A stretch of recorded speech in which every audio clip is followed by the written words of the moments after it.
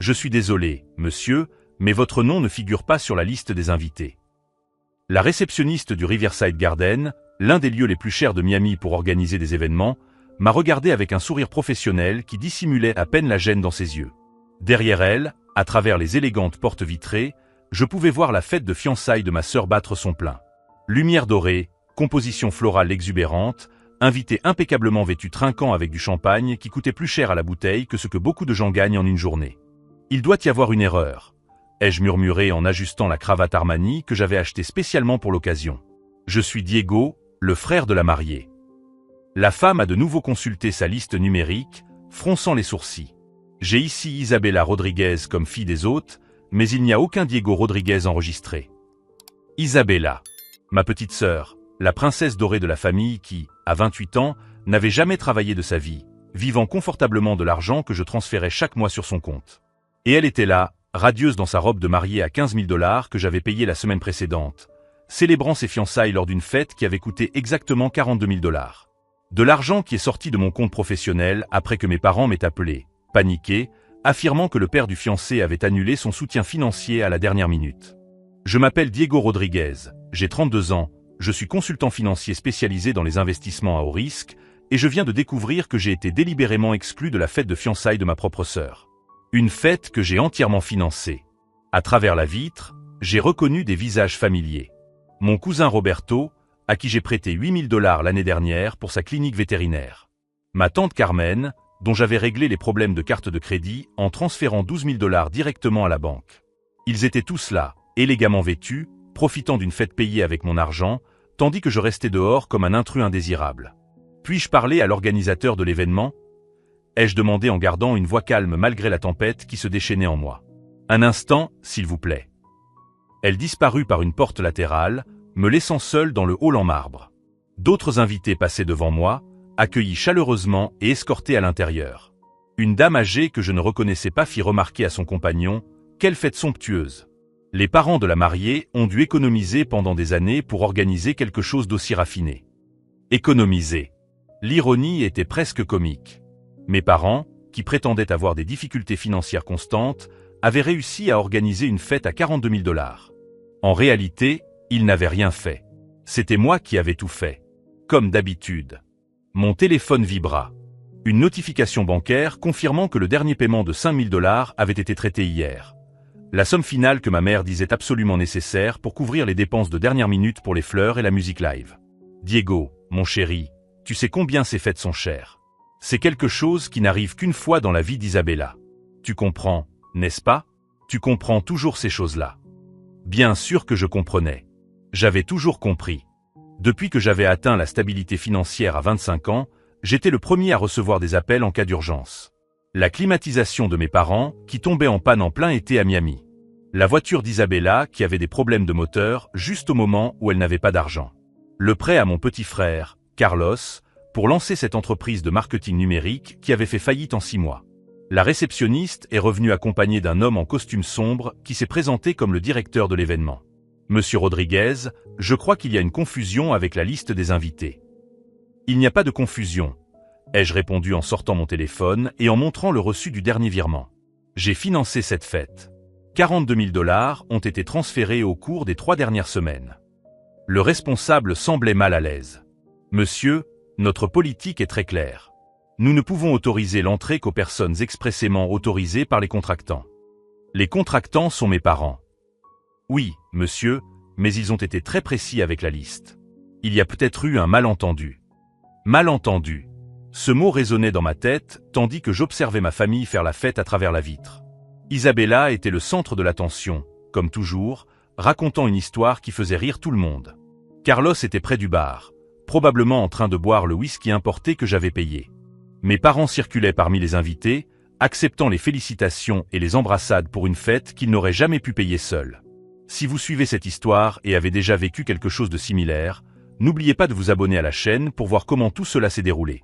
J'ai décidé que je devais comprendre ce qui se passait réellement. Si je n'étais pas le bienvenu à la fête, j'allais découvrir pourquoi. Et ensuite, je ferais quelque chose que j'aurais dû faire depuis longtemps. Mais ce que j'ai découvert au cours des heures qui ont suivi au sujet de ma propre famille allait changer à jamais ma perspective sur l'argent, la loyauté et la véritable signification d'être apprécié par les siens. Je me suis rendu dans un café de l'autre côté de la rue, d'où j'avais une vue imprenable sur Riverside Garden. J'avais besoin de digérer ce qui venait de se passer et d'observer ma famille de loin. Assis près de la fenêtre avec un café amer qui correspondait parfaitement à mon état d'esprit, j'ai commencé à relier les points d'un schéma que j'avais ignoré pendant des années. J'ai ouvert mon application bancaire et j'ai commencé à passer en revue les virements des derniers mois. 42 000 $ pour les fiançailles d'Isabella. 15 000 pour elle, urgence, de la climatisation de mes parents en juillet.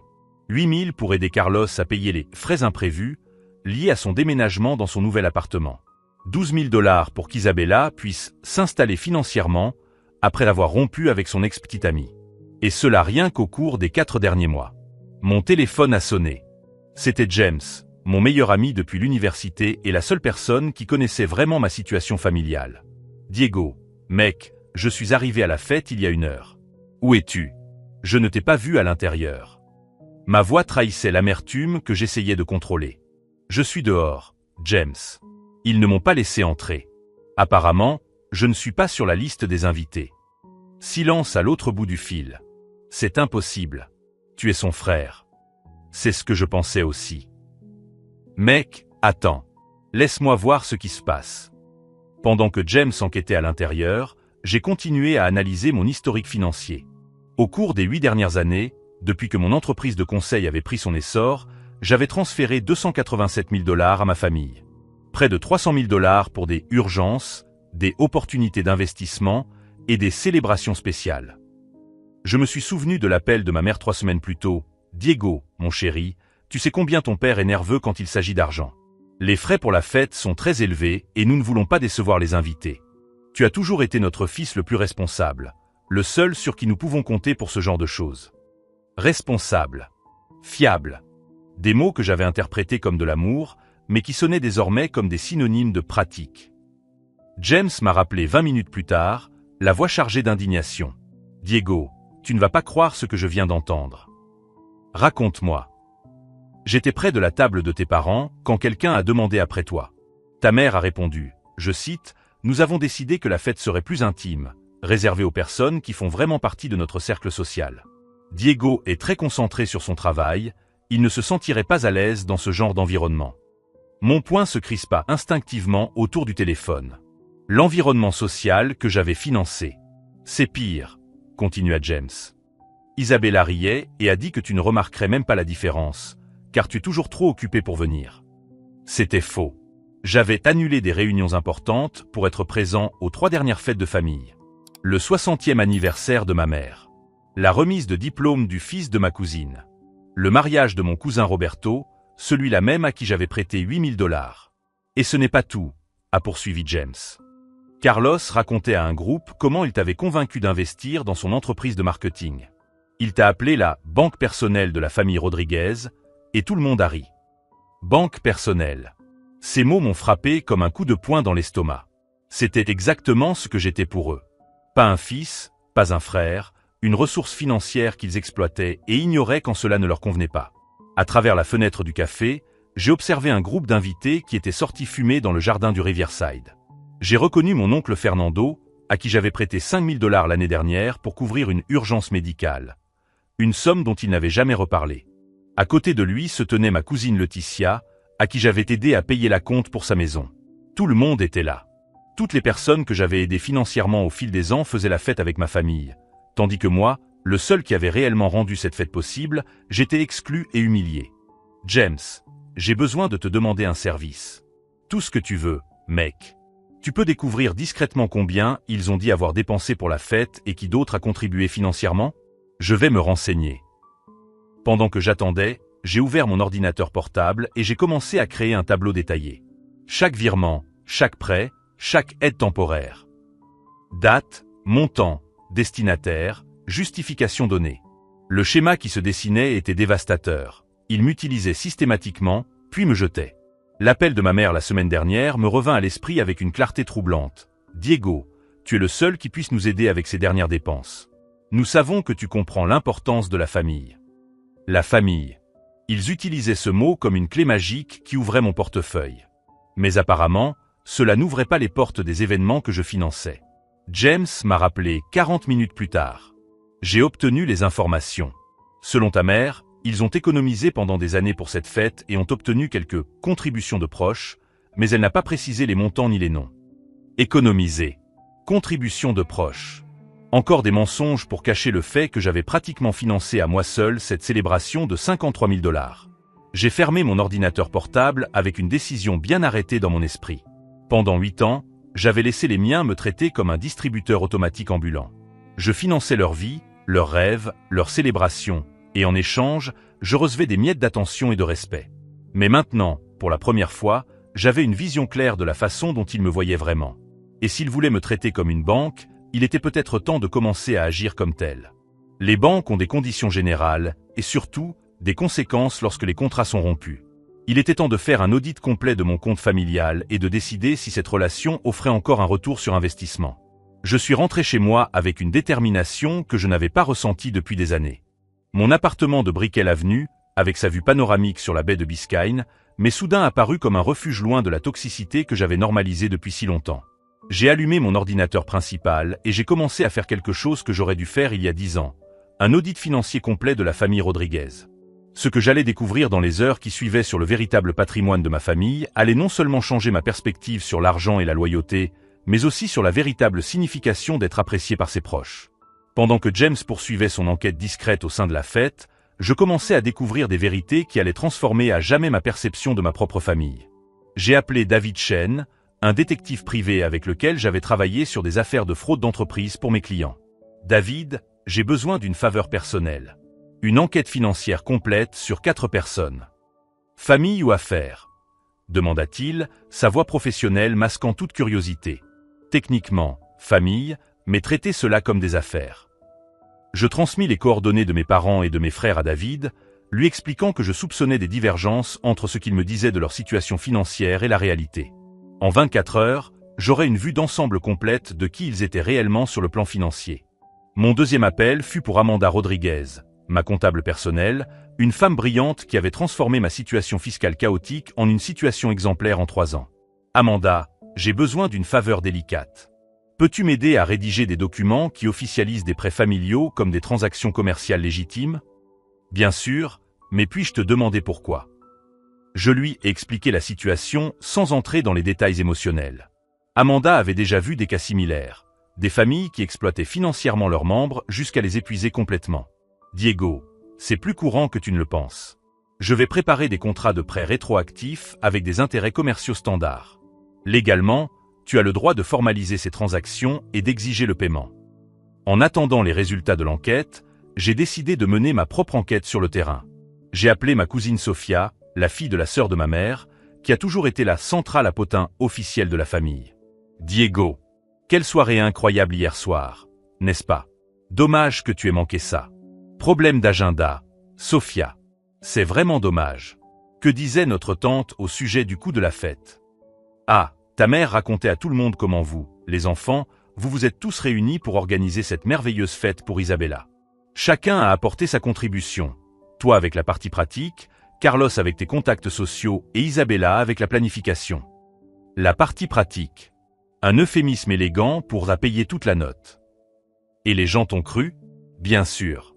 Tout le monde a été impressionné par la cohésion de la famille Rodriguez. D'ailleurs, ta mère a mentionné qu'il prévoyait un grand voyage en famille en Europe l'année prochaine. Elle a dit que ce serait un cadeau spécial pour célébrer le mariage d'Isabella. Un voyage en famille en Europe. C'était la première fois que j'en entendais parler, mais apparemment, cela faisait déjà partie des projets financiers futurs, ou du moins, mon portefeuille en faisait partie. James a rappelé avec des informations encore plus troublantes. Diego, j'ai obtenu plus de détails. Tes parents ont dit à plusieurs personnes qu'ils avaient économisé pendant des années pour cette fête. Ta mère a dit textuellement que c'était un sacrifice, mais que cela en valait la peine pour voir sa fille heureuse. Ils avaient économisé. Le mensonge était si flagrant qu'il en était impressionnant. Et ce n'est pas tout.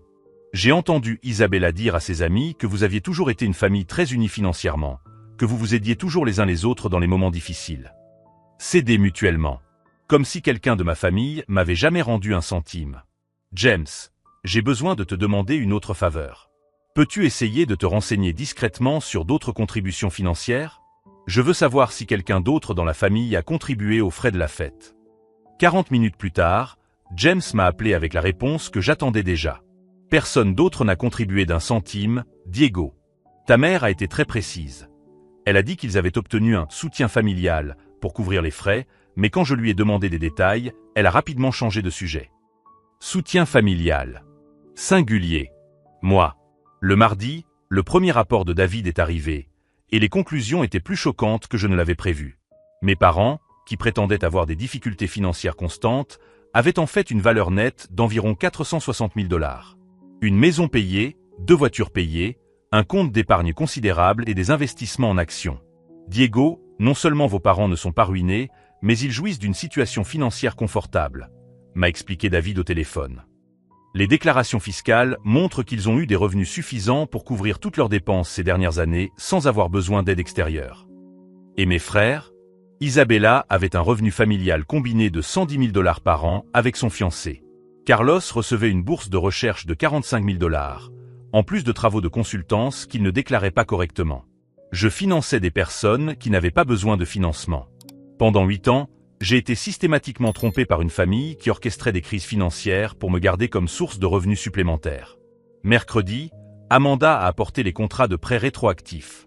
287 457 $, plus des intérêts composés de 6% par an, le taux standard pour les prêts personnels non garantis. Le total s'élève à 345 812 $, a annoncé Amanda. Légalement, vous pouvez exiger le paiement intégral ou établir un plan de remboursement. 58 000 $ de plus rien qu'en intérêt. Le prix d'une voiture de luxe qu'il me devait rien qu'en coût d'opportunité. Et s'il refuse de payer? Vous pouvez les poursuivre en justice. Avec tous les documents que nous avons, vous avez un dossier solide. Mais je ne voulais pas seulement récupérer mon argent. Je voulais qu'ils comprennent exactement comment ils m'avaient traité pendant près d'une décennie. Je voulais qu'ils affrontent les conséquences de leur manipulation systématique. Je voulais une justice poétique. Le jeudi, ma mère m'a appelé, exactement comme je l'avais prévu. « Diego, mon chéri, tu as quelques minutes pour parler de ces factures dont je t'ai parlé. »« Bien sûr, maman. Mais d'abord, je voulais te parler de la fête. J'ai entendu dire qu'elle était merveilleuse. » Oh, c'était divin. Tout le monde a trouvé que c'était très bien organisé. Nous sommes très reconnaissants envers nos enfants. Je suis heureux de l'entendre. Et ces factures? Eh bien, la carte de crédit a un peu dérapé, et il y a quelques factures en attente avec les fournisseurs de la fête. Rien de grave, mais tu sais comment ton père est avec ce genre de choses. Combien exactement? Environ 15 000 $. Je sais que c'est un peu élevé, mais tu comprends toujours ces situations. 15 000 $. Pour couvrir les frais d'une fête que j'avais déjà payée en totalité. C'était officiellement la goutte d'eau qui faisait déborder le vase. Maman, j'ai en fait quelque chose d'important à te dire. Et si je passais samedi? On pourrait en discuter tranquillement. Super. Je ferai le gâteau au chocolat que tu aimes tant. Après avoir raccroché, j'ai ouvert mon ordinateur portable et j'ai commencé à mettre la touche finale à mon plan. J'ai imprimé tous les rapports financiers, rangé les contrats de prêt dans des dossiers élégants et préparé une présentation PowerPoint que j'utiliserai samedi. Le titre de la première diapositive était simple: Audit financier familial, résultats et recommandations. J'ai également préparé 3 enveloppes scellées. Chacune contenait une copie des contrats de prêt spécifiques à chaque membre de la famille, ainsi qu'un calendrier de remboursement détaillé. Isabella me devait 68 000 $. Carlos, 75 000. Mes parents, le reste. Mais il y avait une 4e enveloppe. Celle-ci était adressée à toute la famille. À l'intérieur se trouvait ma lettre de démission de mon poste de banquier familial, avec effet immédiat. Le samedi matin, je me suis rendu chez mes parents à Coral Gables pour la dernière fois en tant que fils obéissant et exploité. Lorsque je quitterai la maison quelques heures plus tard, notre dynamique familiale serait complètement différente. Ou il n'y aurait plus aucune dynamique familiale. Ce qu'ils ne savaient pas, c'est que j'avais préparé 3 options très précises pour eux.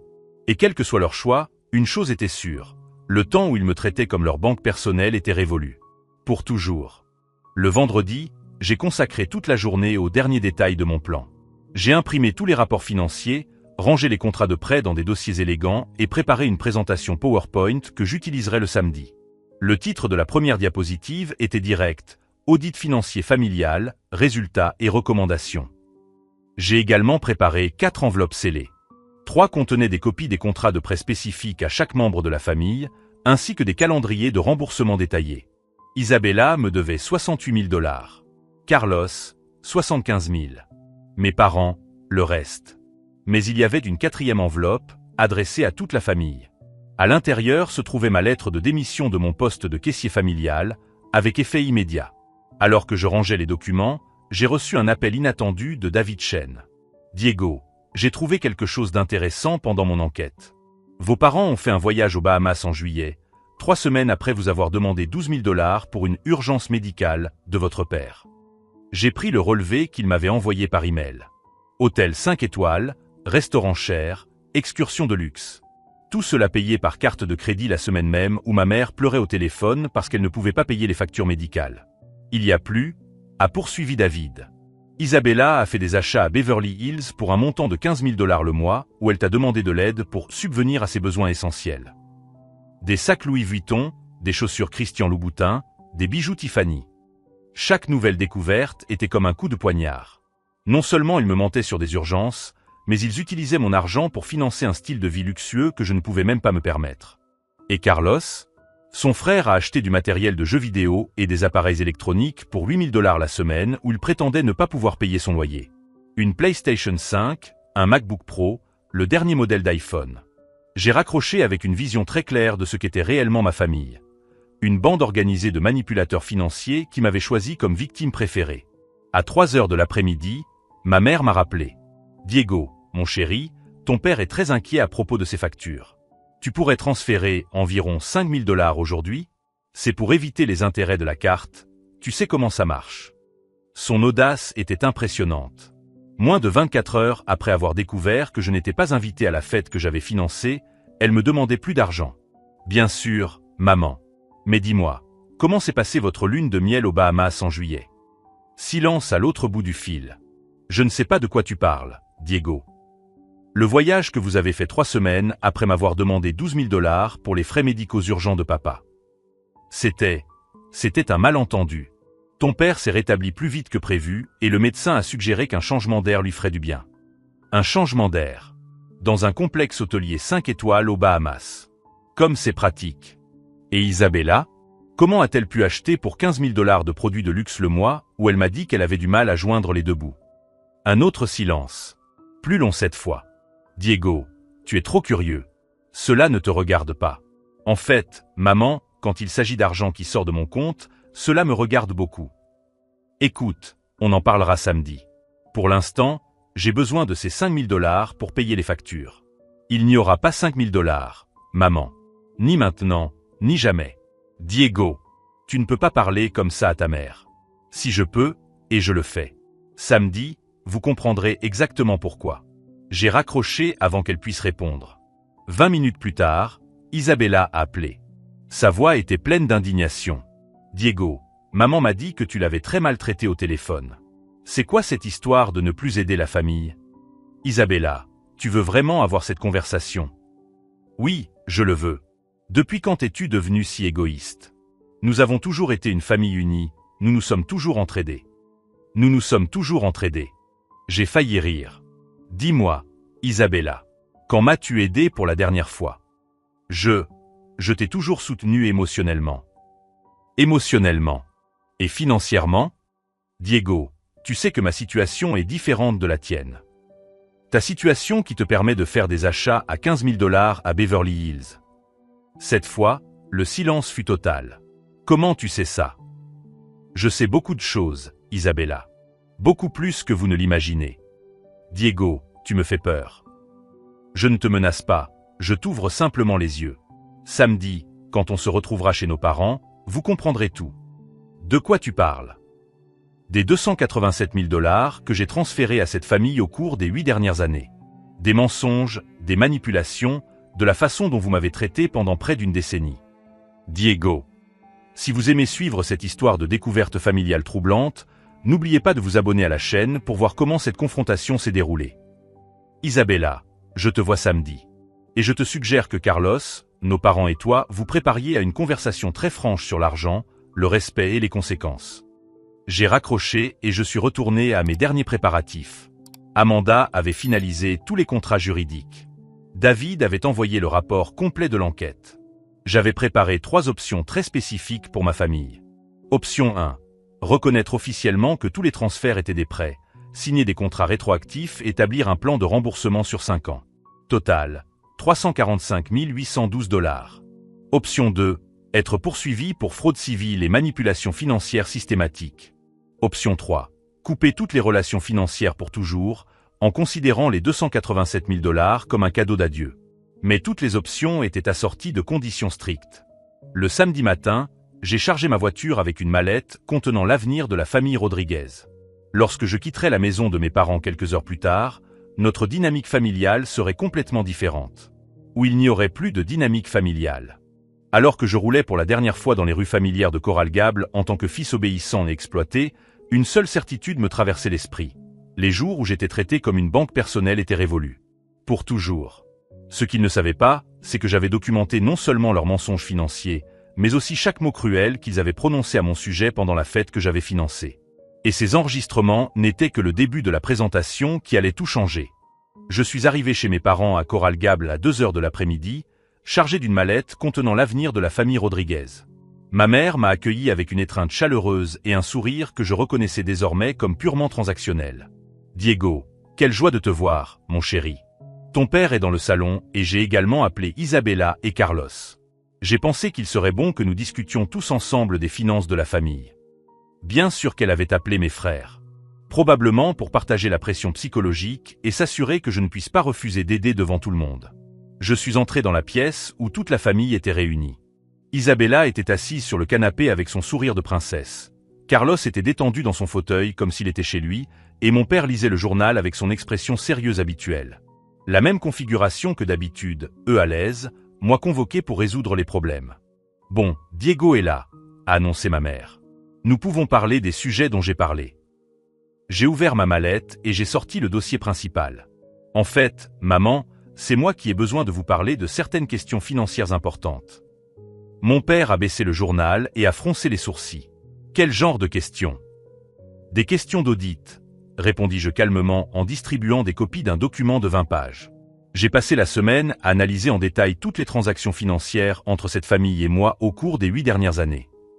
Isabella prit le document sans intérêt, mais son expression changea rapidement lorsqu'elle vit les chiffres sur la première page. « Diego, qu'est-ce que c'est ?»« Un rapport complet de tous les prêts, virements et paiements que j'ai effectués à chacun d'entre vous depuis 2016. » Carlos feuilleta quelques pages et pâlit. « Des prêts ? Tu n'as jamais dit qu'il s'agissait de prêts. » Remarque intéressante. Carlos. À la page 12, tu trouveras une analyse juridique de la différence entre les prêts et les dons selon la législation fédérale. Tous les virements que j'ai effectués peuvent être légalement classés comme des prêts, d'autant plus que vous avez toujours promis de les rembourser lorsque la situation s'améliorerait. Mon père a enfin prêté toute son attention et a ajusté ses lunettes pour mieux lire. 345 812 $. Ce n'est pas possible. C'est tout à fait exact, papa. 287 457 $ en virement direct, plus des intérêts composés de 6% par an, le taux standard du marché. Ma mère s'assit lourdement, essayant encore d'assimiler l'information. Mais Diego, mon chéri, ce n'était pas. Tu as toujours dit que c'était pour aider la famille. Et je l'ai aidé pendant 8 ans. Mais cette semaine, j'ai découvert des choses intéressantes. J'ai sorti la 2e série de documents de ma mallette. David Chen, détective privé agréé, a réalisé une analyse financière indépendante sur chacun d'entre vous. Le silence s'est abattu sur la pièce. Papa, toi et maman avaient un patrimoine net de 460 000 $. Une maison payée, des investissements, des comptes d'épargne solides. Au cours des 5 dernières années, votre revenu familial annuel a été suffisant pour couvrir toutes vos dépenses sans aide extérieure. Mon père a ouvert la bouche pour protester, mais j'ai continué. Isabella, votre revenu familial combiné est de 110 000 $ par an. Vous ne luttez pas pour survivre comme vous le prétendez. Vos déclarations fiscales montrent des dépenses de luxe constantes. Isabella rougit. Tu as engagé un détective privé pour espionner notre famille. J'ai engagé un professionnel pour vérifier les informations que vous m'avez fournies lorsque vous avez demandé une aide financière. Ai-je corrigé? Et Carlos, tes activités de conseil en développement génèrent environ 30 000 $ par an que tu ne déclares pas correctement, en plus de ta bourse officielle.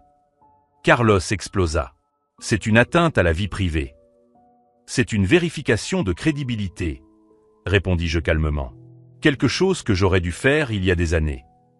Ma mère retrouva sa voix, essayant d'adopter le ton maternel qui fonctionnait toujours. Diego, même si nous avons quelques ressources, la famille reste la famille. Nous serons toujours là pour toi aussi. J'ai ri sincèrement pour la première fois depuis des jours. Maman, quand est-ce que l'un d'entre vous m'a proposé son aide pour la dernière fois? Financière, émotionnelle ou de quelque nature que ce soit? Silence. Je vais vous le dire. Jamais. En 8 ans, il n'y a pas eu une seule fois où vous vous êtes soucié de mon bien-être, de mes problèmes ou de mes besoins. Je sortis la 3e série de documents. Ce sont des captures d'écran de vos réseaux sociaux au cours des 2 dernières années. Isabella, tu as publié des photos de dîner dans des restaurants chers la même semaine où tu m'appelais pour me demander de l'argent pour tes dépenses courantes. Je leur montrai les impressions des photos. Carlos, tu as acheté du matériel de jeux vidéo pour 8 000 $ le même mois où tu prétendais ne pas pouvoir payer ton loyer. Leur visage était un mélange de choc, de colère et de quelque chose que je n'avais jamais vu diriger vers moi, la peur. Et vous, parents, vous avez fait un voyage aux Bahamas 3 semaines après m'avoir demandé 12 000 $ pour les frais médicaux urgents de papa. Mon père a tenté de reprendre l'autorité. Diego, tu exagères. Ce sont des coïncidences. Ce n'étaient pas des coïncidences, ai-je interrompu en sortant un autre document. J'ai engagé un analyste de données pour établir des corrélations temporelles. 93% de vos demandes d'aide financière ont eu lieu entre 1 et 3 semaines avant des dépenses importantes en luxe ou en divertissement. Les preuves étaient accablantes et tout le monde le savait. Mais le meilleur, ai-je poursuivi, c'est quand j'ai découvert la fête de fiançailles. Tout le monde s'est tendu. On m'a dit que la fête coûterait 25 000 $. En réalité, elle en a coûté 53 000. J'ai payé 42 000 $ et vous n'avez couvert que 11 000 $, soit exactement la somme que vous m'avez empruntée la semaine suivante. Isabella a tenté une approche différente. Diego, tu es trop dur. Nous sommes ta famille. Notre famille? Ai-je demandé en sortant mon téléphone. Je vais vous faire écouter quelques conversations que j'ai discrètement enregistrées ces derniers jours. J'ai appuyé sur Play pour écouter un enregistrement de ma cousine Sophia racontant comment ma mère avait menti en disant que tous les enfants avaient contribué à la fête. Puis, un enregistrement de James décrivant les commentaires cruels qu'ils avaient faits à mon sujet pendant la fête. Et pour finir, ai-je dit en connectant mon téléphone à la télévision, quelques photos de la fête de fiançailles. Les images apparurent à l'écran. Ils faisaient la fête, riaient, trinquaient. Sur une photo en particulier, ma mère montrait à quelqu'un le collier de perles que je lui avais offert à Noël, tout en lui disant quelque chose qui la faisait rire. James a réussi à enregistrer cette conversation en particulier, expliquai-je en augmentant le volume. La voix de ma mère sortit des haut-parleurs. Diego a toujours été notre fils le plus généreux. Bien sûr, il ne comprend pas grand-chose à la vie sociale, mais il est très utile quand on a besoin de choses pratiques. Utile. Le mot résonna dans la pièce silencieuse. Voilà donc la situation, annonçai-je en retournant vers ma mallette. Vous avez 2 options. Je distribuais les enveloppes scellées que j'avais préparées. Option numéro 1. Vous reconnaissez officiellement que tous les virements étaient des prêts, vous signez ces contrats rétroactifs et vous établissez un plan de remboursement sur 5 ans. Total, 345 812 $. Mon père ouvrit son enveloppe, la lut rapidement et pâlit. Diego, c'est impossible. Nous ne pouvons pas payer une telle somme. Option 2. Ai-je poursuivi, ignorant ces protestations, je vous poursuis tous pour fraude civile et manipulation financière systématique. Mon avocat m'assure que c'est un dossier solide, surtout avec toutes les preuves que j'ai réunies. Carlos s'est levé brusquement. Tu n'es pas sérieux. Je n'ai jamais été aussi sérieux de ma vie. Isabella essaya de pleurer, sa stratégie la plus ancienne. Diego, je t'en prie, tu détruis notre famille. Je ne détruis rien, Isabella. Je cesse simplement de financer la destruction de ma propre dignité. Je sortis la dernière enveloppe de ma mallette. Mais il y a une 3e option qui te plaira davantage. Ils me regardèrent tous avec un espoir désespéré. Vous pouvez accepter que notre relation financière prenne fin aujourd'hui pour toujours. Ne me demandez plus jamais d'argent. Ne comptez pas sur moi pour régler vos problèmes financiers. Je fis une pause pour leur laisser le temps d'assimiler. En échange, je considère les 287 457 $ comme un cadeau d'adieu. Vous gardez l'argent, je garde ma liberté. Le soulagement sur leur visage était palpable, jusqu'à ce que je continue. Mais il y a des conditions. Premièrement, si l'un d'entre vous me contacte pour me demander de l'argent au cours des 10 prochaines années, j'activerai automatiquement l'option 2, poursuite pour fraude. Deuxièmement, si l'un d'entre vous répand des mensonges à mon sujet à d'autres membres de la famille, je le poursuivrai pour diffamation. Troisièmement, j'accepte de ne pas être invité aux événements familiaux, mais vous ne ferez plus jamais semblant de m'accueillir à bras ouverts tout en utilisant mon argent pour les payer. J'ai regardé chacun d'entre eux dans les yeux. Vous avez 48 heures pour vous décider. Je vous donnerai ma réponse par écrit lundi. Je me suis levé, j'ai fermé ma mallette et je me suis dirigé vers la porte. Ah, et ces 15 000 $ que vous vouliez pour couvrir les frais de la fête? J'ai découvert qu'il n'y avait pas de frais. Ce qui s'est passé, c'est que vous avez dépensé l'argent que je vous ai envoyé pour autre chose et maintenant vous devez combler le trou. À la porte, je me suis retourné une dernière fois. Pendant 8 ans, vous m'avez traité comme une banque. Maintenant, vous savez comment se comportent les banques lorsqu'elles découvrent une fraude. La porte se referma derrière moi, les laissant seuls face à la réalité.